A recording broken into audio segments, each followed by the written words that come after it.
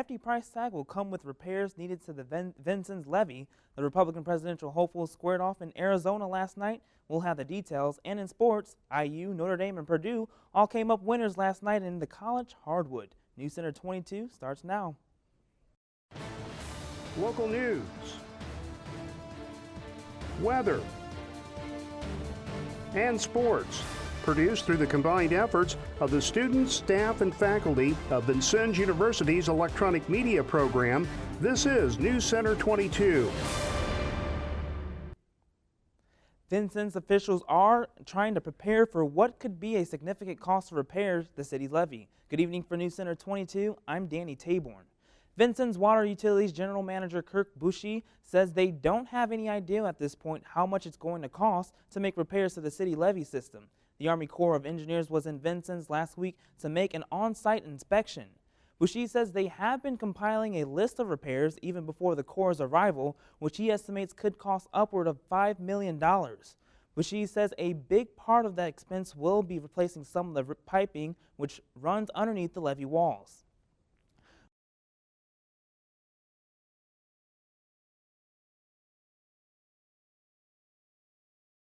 Potential problems for failure down the road, not anything imminent. Bushy says the levee walls appear to be in good shape. He says they were built to the Army Corps of Engineers specifications back in the 1950s. However, some of the walls of that design have failed in other parts of the country, which has caused the Corps to reevaluate how much extra height is on the wall compared to how much is in the ground. Bushy is hopeful that this is an area which will turn out to be a non-issue for Vincennes.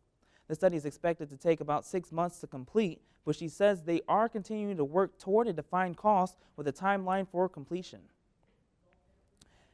Meanwhile, the Vincennes Utility Service Board has agreed to purchase property along South Decker Road for the future site of a new sanitary lift station. Utility Service General Manager Kirk Bushy says the current lift station is inadequate to meet the future needs of industrial customers in that area. The USB is acquiring the 1.6 acres of land from H&R Floor, covering for $29,900.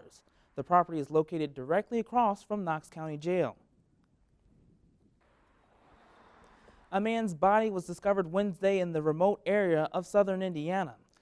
State police have identified the body as John Michael Fish, the subject of a massive manhunt. According to police, Fish exchanged gunfire with an officer on Monday when he was pulled over for a taillight violation. No one was hurt and Fish ran away. Police believe he had been on his way to see his mother when he was pulled over. Fish was released from prison in September of 2010 after serving 6 years for robbery. Police have not released the cause of death. State police are investigating 2 cases of vandalism in downtown Indianapolis. 2 statues surrounding the Soldier and Sailor Memorial on Monument Circle were tagged with black spray paint graffiti. Police also discovered another vandalism site outside the State House. Indiana State Police Captain Dave Burston says investigators will look at a security camera footage from surrounding buildings to see if the perpetrators were caught on tape. Workers will use a special chemical to treat the monument. Indiana is one step closer to adopting a statewide smoking ban. A state Senate committee voted 8-2 in favor for the Wednesday's proposal. Casino, gaming floors, tobacco shops, and private clubs would be exempt from the measure, but bars, taverns, and nightclubs would have to comply with the proposed law within a year and a half. Supporters say the law would lead to the improved health for residents. Some business owners say the bill would crush their livelihood. Governor Daniels Indiana turn around and set a preference as far as saying, okay, we're not going to take these rights away from people. Indiana's #1 preventative health risk to our population is the use of tobacco and exposure to its byproducts. Governor Daniels plans to sign the bill if it comes to his desk. Union members went to federal court Wednesday to ask a judge to block Indiana's new right-to-work law. Enforce the right lawsuit over the hotly contested legislation. The International Union of Operating Engineers, Local 150, filed the lawsuit Wednesday in U.S. District Court in Hammond, according to the attorney representing the union. The suit names Governor Mitch Daniels, Attorney General Greg Zeller, and Labor Commissioner Lori Torres.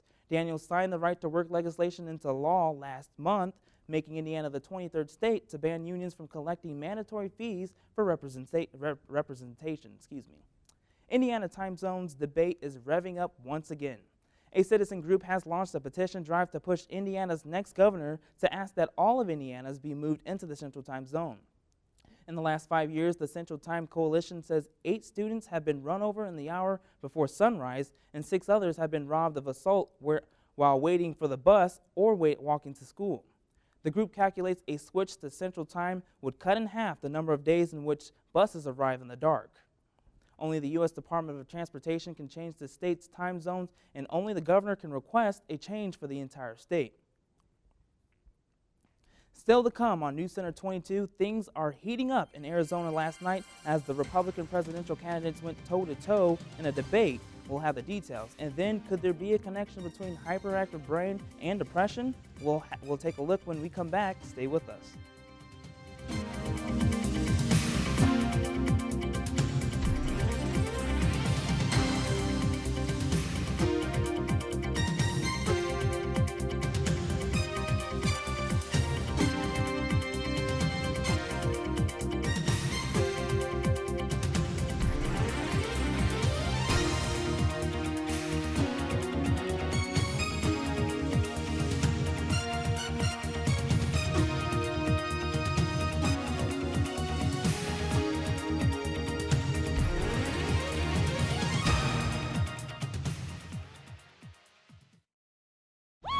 Broadway's Tony-winning Best Musical, Memphis,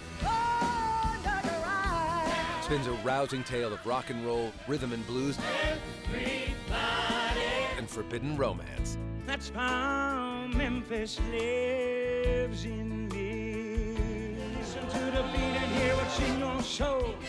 From Broadway, thrill to the beat of Memphis on great performances.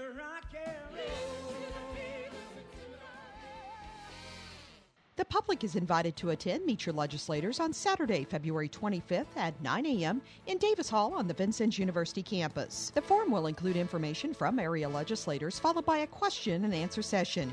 Viewers can phone in their questions the day of the show to 812-888-5334 or send your email questions in advance to wvut@vinu.edu. Our live broadcast begins at 9 a.m. The show will be rebroadcast that same day on WVUT at 5 p.m. It's their first debate in nearly a month, and all 4 of the Republican presidential hopefuls have a lot at stake. Voters in Arizona and Michigan head to the polls next week, and Super Tuesday is just around the corner. Sandra Endo has the story. Polls show Mitt Romney and Rick Santorum running head-to-head, and from the start, the gloves were off. The 2 candidates sparred on health care reform. Santorum says Romney had the same plan in Massachusetts as President Obama. It would be a difficult task for someone who had the model for Obamacare, which is the biggest issue in this race of government control of your lives, to be the nominee of our party. You would take that issue completely off. Romney fired back, saying Santorum supported the pro-choice senator in Pennsylvania who sided with the president's plan. If we had said no to Arlen Specter, we would not have Obamacare. So don't look at me, take a look in the mirror. The candidates sat next to each other in the debate sponsored by CNN. The question of abortion drew unity from the candidates. They turned their sights on the Democratic incumbent. It is President Obama who, as a state senator, voted to protect doctors who killed babies who survived the abortion. It is not the Republicans. I don't think we've seen in the history of this country the kind of attack on religious conscience, religious freedom, religious tolerance that we've seen under Barack Obama. Ron Paul, who is trailing in the polls, showcased his usual frankness, simply explaining his stance on immigration. Why isn't, if an illegal comes across the border and they go on private property, why isn't that trespassing? This may be the last time these candidates debate this primary season, but they'll continue to square off on the campaign trail. In Washington, I'm Sandra Endo. In Afghanistan, there is a growing unrest over the burning of Islam's holy book, the Quran. NATO says 2 troops were killed on Thursday by a person wearing an Afghan National Army uniform. It is not clear if the troops were killed in revenge for the burning of Qurans, but the attack occurred at a base outside of which a demonstration was taking place, a local official said. Just hours earlier, the Taliban called Muslims to attack NATO bases and convoys and kill soldiers in retaliation for burning the Quran and other Islamic religious material. There have been marches and violent protests across the country. At least 7 people have died over the past few days, with many injured in clashes with police. NATO says the burning at Bagram's air base were a mistake and has apologized. And the office of Hamid Karzai says U.S. President Barack Obama has sent his Afghan counterpart a letter of apology, saying the incident was not intentional and pledging a full investigation. A federal judge threw out a nearly $20 billion lawsuit attempting to recover more funds stolen by Bernie Madoff. Court-appointed trustee Irving Picard sued an Italian bank, an Austrian banker, and other accused of taking part in Madoff's Ponzi scheme. The judge ruled they could not be charged under an act of typical use against organized crime. A Picard spokeswoman says he plans to appeal Madoff's pleaded guilty in 2009 to 11 federal counts and was sentenced to 150 years in prison. So far, Picard has managed to recover more than $9 million of the estimated $17.3 billion in scammed assets. A new survey shows Americans won't easily part with their tax refunds this year, with more people planning to save the cash. The National Retail Federation reports of those expecting a refund, 44% said they would stash some of it in its savings. That's up from 42% last year. Nearly 40% said they used the money to pay down debt, while just under 30% said they would spend it on everyday expenses. Just 12% said they would use their refund on a major splurge like a new TV. The NRF says about 2/3 of taxpayers are expecting a refund this year. A recent study is providing new insight into the brain dysfunction that causes depression. Scientists at UCLA say people in the depression appears to have a hyperactive brain activity, and that prevents them from processing lots of diverse information like a normal brain should. It's not clear if the hyperactive brain is responsible for the symptoms associated with depression. Those symptoms include anxiety, poor attention, lack of concentration, memory issues, and sleep disturbance. It looks like Lindsay Lohan could be nearing the end of her long affair with the law, and Adele is breaking new records after her Grammy wins. Details in today's Hollywood Minute.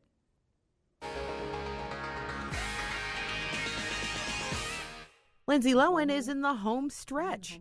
The actress has just 2 more weeks of community service before her next hearing, and if she keeps this up, her probation will end. The judge had some words of encouragement. You seem to be getting your life back on track, and that's what we all hoped for.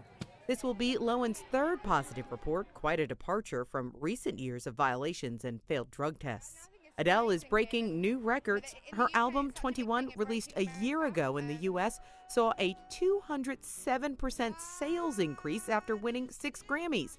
Over 700,000 copies were sold. That's the biggest post-award show boost in Nielsen rating history. And it's a girl. Kourtney Kardashian has announced she'll be having another baby due to arrive in late spring. A girl this time. The couple already has a 2-year-old son, Mason. Sister Khloe couldn't contain her excitement, tweeting she couldn't wait to buy her a glitter tutu. For Hollywood Minute, I'm Michelle Wright. It turned out to be quite a pleasant day today, but we're not out the woods yet weather-wise. Cameron Riddle joins us now to let us know about our chances for rain. Cameron? That's right, Danny. The continued chance for rain showers will hang around with us throughout the night tonight and into tomorrow. I'll take a look at our complete weather forecast after this.